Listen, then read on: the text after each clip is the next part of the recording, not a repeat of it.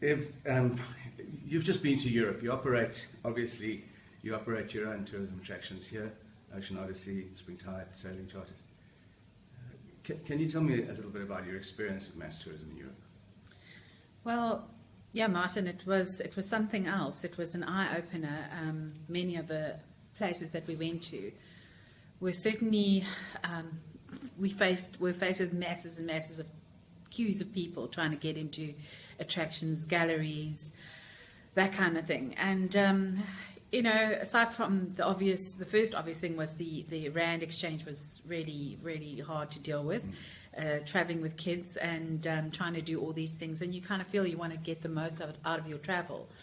But yeah, it was so disappointing just having to sit in queues for 2-3 hours to try and do things. So immediately your mind starts comparing to home and how amazing things are for us here and how different our tourism offerings are. So the mass tourism that you experienced there, the Eiffel Tower, the London Eye, you said you went to the Louvre. Is that the kind of tourism we want here? No, I don't think we could ever get that type of setup, but it's certainly something that many people aspire to. Certainly in terms of investments, I can imagine that there's many people that think of doing stuff that will attract that kind of tourism. It kind of just makes me a bit sick to think of it. So possibly it could happen in Cape Town. I'd be very sad to see it because I think mass tourism is the beginning of the end for attractions like that. And Cape Town would be the saddest thing if it went like that. Yes, we want more tourists, but we want more quality tourists, and we want to put them doing amazing activities and experiences rather than these boring towers and stuff that really, you kind of walk out of there thinking, okay. You said that on the Algarve you went on trips of where there was 100 people on a boat trip.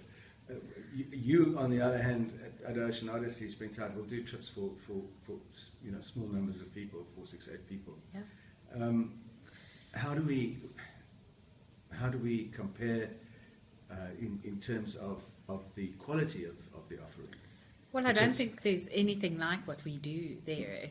We're small enough to care, small enough to make an impression on people and share our passions with them.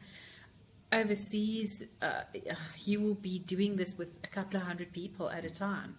If you can hear what a guide is saying, or you're probably hooked up to some auto guide, or you're just sitting lost because you can't see and can't hear. There's nothing like we do here. And it's so brag-worthy. That's the best part of it. You come away from that thinking, gosh, we really do have something amazing here. So the two things that I would take away from talking to you would be that, firstly, that what we can offer is brag-worthy. Yes. And secondly, that we should probably start looking at legislation that protects that. Absolutely. And planning and strategic planning. It's absolutely vital that we start looking at it now. I don't doubt that there's 100 guys with big ideas in the pipeline to throw out some expensive experiences out into the mother city. I'm not sure I can speak against it, but I would caution them to look at it very carefully because it's potentially the beginning of the end for an attraction like that. Cool. Bev, I just want to thank the Turbine Hotel for allowing us to use their room to record this interview, and thank you very much. Thanks, Martin.